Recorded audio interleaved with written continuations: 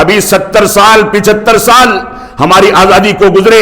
اسی ملک کی آزادی میں ہمارے 5 لاکھ سے زیادہ علماء کرام نے جام شہادت پیا، انگریزوں کے خلاف ڈٹ کر کے کھڑے رہے. لیکن 1947 میں ہم کو جو آزادی ملی، اس آزادی کے بعد سے ہمارے قائدانہ رول ادا کرنے والے افراد نے کون سے تعلیمی ادارے قائم کر لیے، کون سے اچھے اسکول قائم کر لیے، کون سے اسپتال قائم کر لیے، کون سی چیزیں اختیار کر لی. جبکہ حقیقت یہ ہے کہ جنگ آزادی کے بعد جب وطن عزیز کو آزادی ملتی ہے تو اس ملک کا پہلا وزیر اعظم جو اسی جماعت کا تھا جس جماعت سے ہمارا تعلق ہے، وہ مسلمان وزیر تعلیم، اس نے IIT قائم کیا. مولانا آزاد رحمت اللہ علیہ نے سارے تعلیمی کارنامے انجام دیے، بڑی بڑی یونیورسٹیوں کا پورا سسٹم تیار کیا، مسلمانوں کے لیے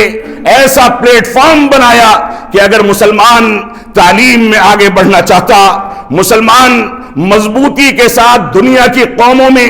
آنکھیں سے آنکھیں ملا کر کے دنیا کے چیلنجز کا سامنا کرنا چاہتا، تو دنیا کی کوئی قوم اس کو روک نہیں سکتی تھی. لیکن ہمارے بچوں کی راتیں جو عبادات میں گزرنی چاہیے، ہمارے بچوں کی پیشانیاں جو رب کائنات کے آگے جھکنی چاہیے، ہمارے بچوں کی ساری صلاحیتیں جو قرآن و سنت اور سیرت رسول اور سیرت صحابہ کو سمجھنے کے لیے صرف ہونی چاہیے، وہ صلاحیتیں سوشل میڈیا پر،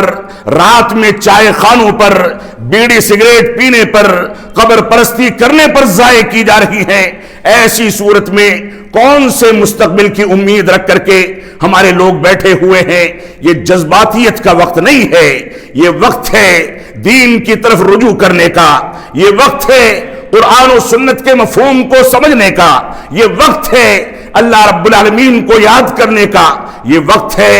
مسجدوں سے جوڑنے کا، مسجدوں کو آباد کرنے کا. اس کو چاہے دقیقہ یونیسیت کہا جائے، چاہے تخلف کہا جائے، لیکن یہ حقیقت ہے کہ دین فطرت ہم کو اسی بات کی تعلیم دیتا ہے.